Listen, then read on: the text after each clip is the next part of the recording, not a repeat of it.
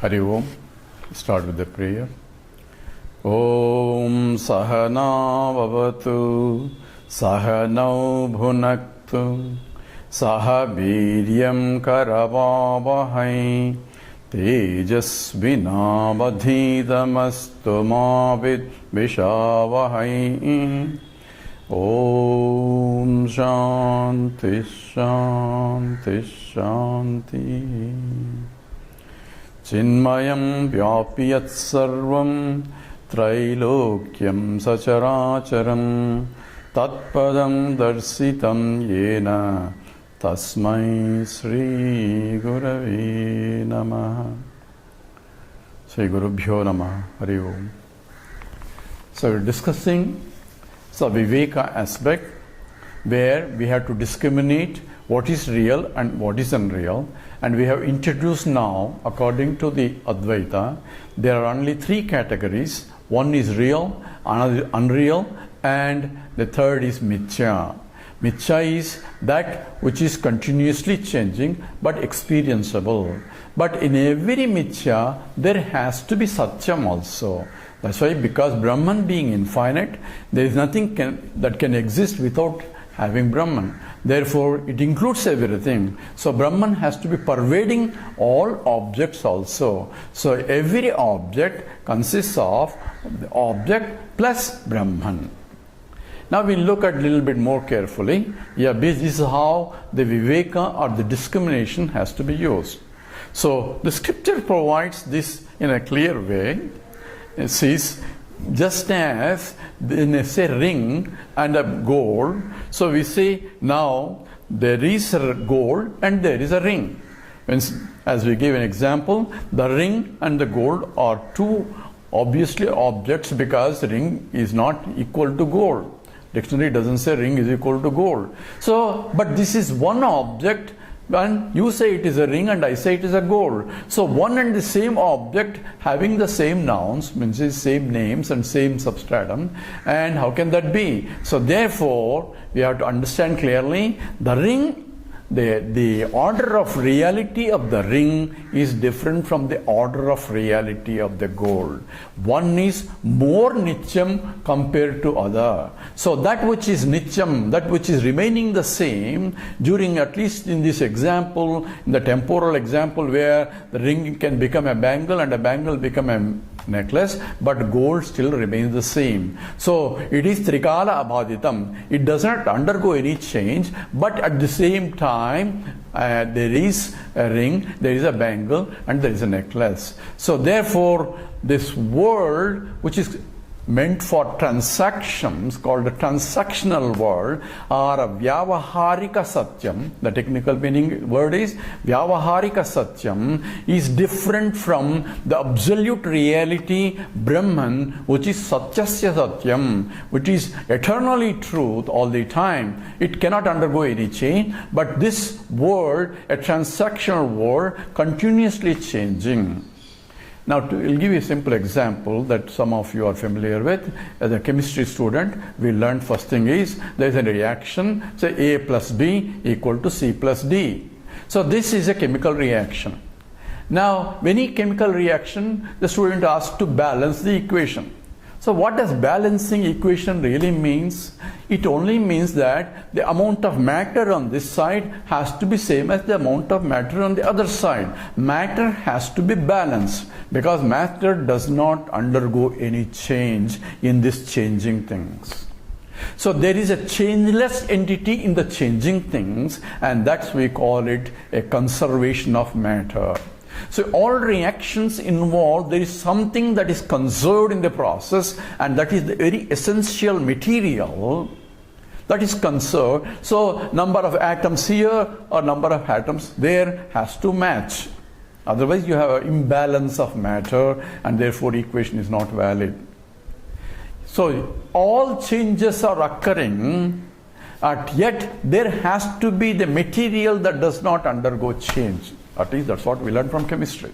Similarly, we have conservation of energy, where one form of energy can transform into another form of energy, but the total energy has to remain the same across the transformation.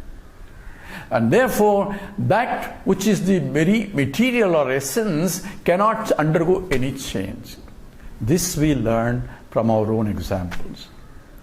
Now, implication of this is, if there is a material that which is made up of, that cannot undergo even though object form keeps changing.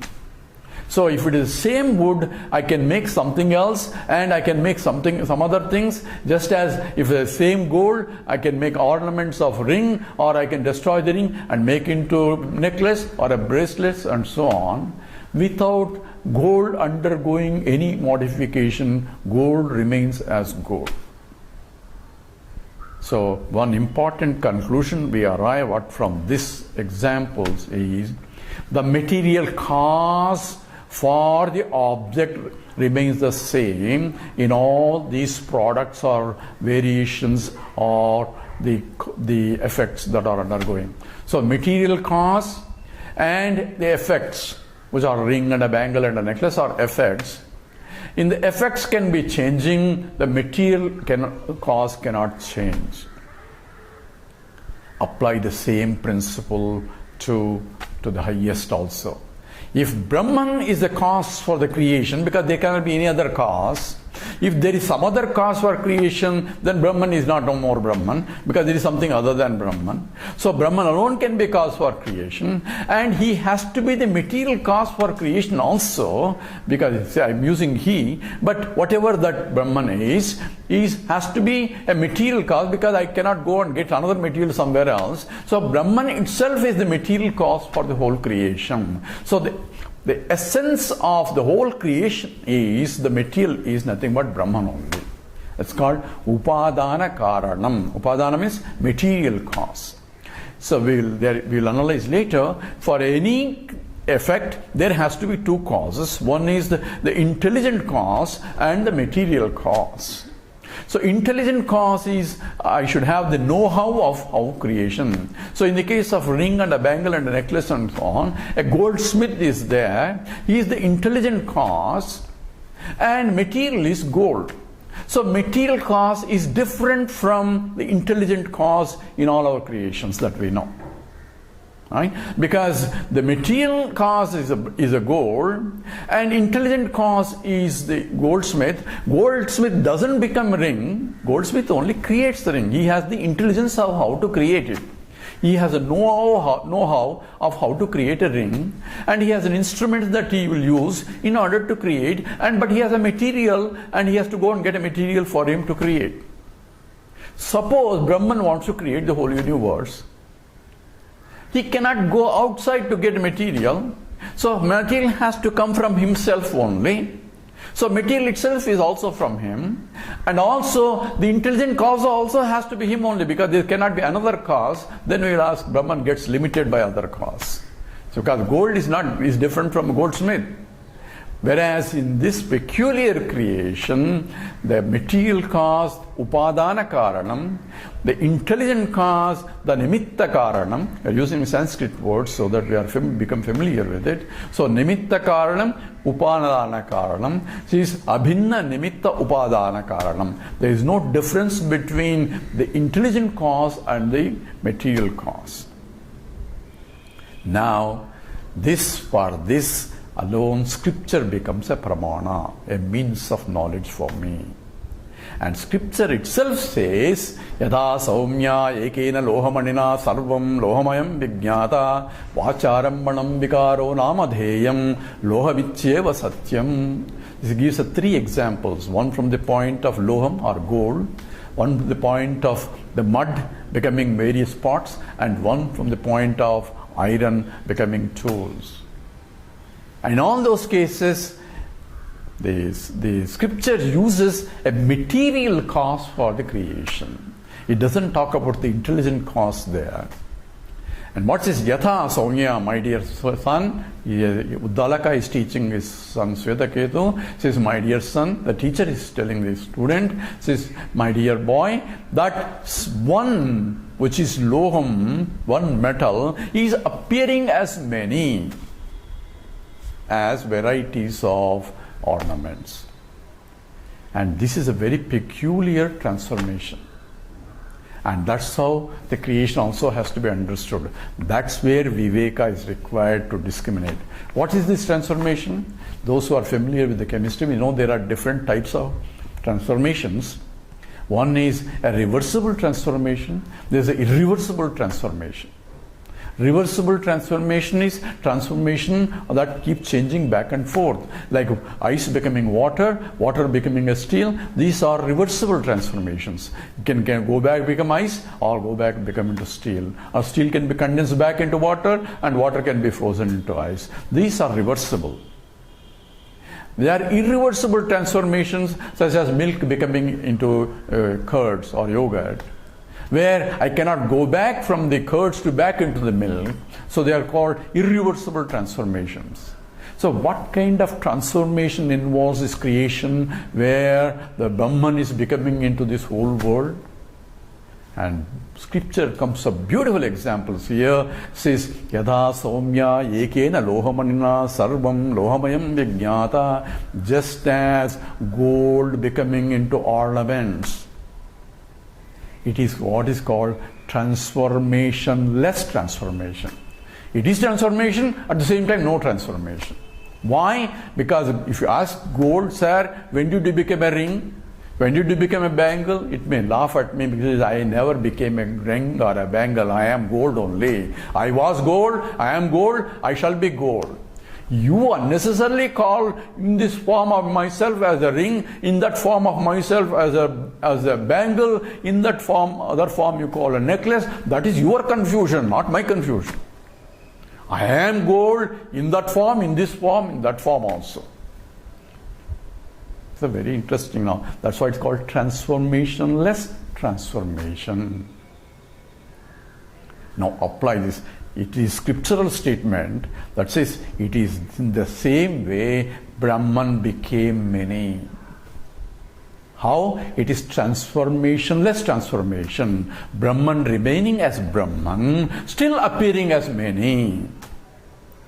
When I'm paying attention to only the ring and the bangle and the necklace and the bracelet, I'm only paying attention to the external, the qualities, the ID, I mean the internal diameter, the OD, the outside diameter, the ellipticity, or all those things I'm paying attention. This is a ring and this is different from a bangle, which has a bigger diameter. I'm paying attention these attributes of the object. I'm using a specific word now. These attributes or the qualities of the object do not belong to the gold. Gold has no ID, OD. Gold is I am gold, period. But yet appearing as a ring and a bangle and a necklace. So you apply this. What is a viveka is required? Looking at the bangle, looking at the ring, looking at the bracelet, recognizing their differences. Because ring is different from a bangle is different from a necklace. Their utilities are different. Their date of birth is different. Their date of death also may be different. So utility, transactability, and any other operation, that all attributes of individuals that are differentiate one object from the other object have nothing to do with Brahman. Yet Brahman became many. That means it is the essential material cause that does not undergo any change in these transformations. It's a transformationless transformation. So therefore, the whole world scripture says, Vacha Rambanam Vikaraha. It's only Namke Vaste transformation. It's only gold only. You are unnecessarily calling as a ring, unnecessarily calling as a bangle. Just maybe a little diversion, but an interesting diversion. Sir, why did you become this kind of ring? Not the other kind. So when I go to a shop, I'll ask the gold merchant, sir, why are you making all this kind of gold rings? So what kind of ring you want? I want different type of I may give a design. Says nobody will buy that kind of ring. You wanted it. If you want, I will make it for you. So what does he is telling us? Other rings that are making, because there is a market for it. That means there is a demand of people who want that kind of ring, therefore we are supplying it. Therefore, if at all there is a creation of different, say, why this kind of creation, why that kind of creation, we could have given different kind of creation. If Lord consulted me, I would have given better advice for him to create. All these questions implies is, Lord says there's a demand for this kind of creation. If there is a demand for other kind, I will create that also. But there is no demand, nobody will buy it. So therefore, whatever the creation that you are transacting with, that's what people wanted. So, don't complain anymore from what it is. Don't complain your husband, don't complain about your wife, because that's what exactly is needed because that's your blueprint that you ask for your own evolution. So whole creation is on the demand basis, and that's what we call vasanas, which we went through as a sanchita karma and the prarabdha karma and the agami karma analysis, where there's a demand because of the vasanas. We want that kind of world for us to experience, to exhaust our vasanas. Therefore, that kind of world is also only created. So you understood now whole process here, and in order for me to use this viveka or discriminative intellect, where looking at the ring I have to see the gold, where looking at the bangle also I should see the gold, the oneness of the gold that pervading all the ornaments, while still transacting and making differences. This is a ring where ring has to be used, and that is a bangle where bangle need to be used, and that is a necklace where necklace has to be used. There cannot be any confusion. A simple scientific example is, so we all know now fundamentally there is nothing but electrons, protons and neutrons. Those are fundamental. But yet, say the iron is different from gold. They are electrons, protons, neutrons, fundamentally same. It's only the packaging is different. How the electrons, protons are packed into atoms, and the atoms packed into crystals, and so on. That only difference. So it's only the package essence that which it is came from, by which it is sustained, it will go back. That remains the same. So even though I am a scientist, and even though I know that everything is nothing but electrons, protons and neutrons, I don't not going to eat garbage and throw the delicious food. Well, I use a discrimination where it has to be discriminated. At the same time, I have an understanding that there is a oneness that pervades everything too. That is the real viveka. A viveka is understanding that Brahman is pervading the whole universe. At the same time, I understand he is different, she is different. Transactionally, I have no problem. I still treat garbage as a garbage and the food as a food, even though both are electrons and protons, neutrons. And at the same time, the discrimination where it has to be used is used. At the same time, I have a knowledge of oneness of the totality that pervades the all the things. Therefore, a jnani is the one who sees oneness everywhere. So, yo mam pasyati sarvatra sarvancha mai pasyati tasyaham na pranasyami sasamena pranasyati. Krishna says, who sees me everywhere and everything in me, he is always with me. That is the vision of a jnani. So we'll go into more details of other disciplines that are required in order to understand this. So let's start with the prayer now.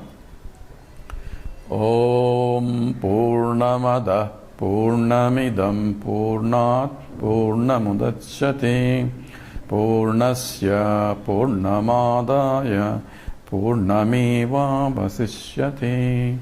Om Shanti Shanti Shanti. Harihi Om. Sri Gurubhyo Namaha. Harihi Om.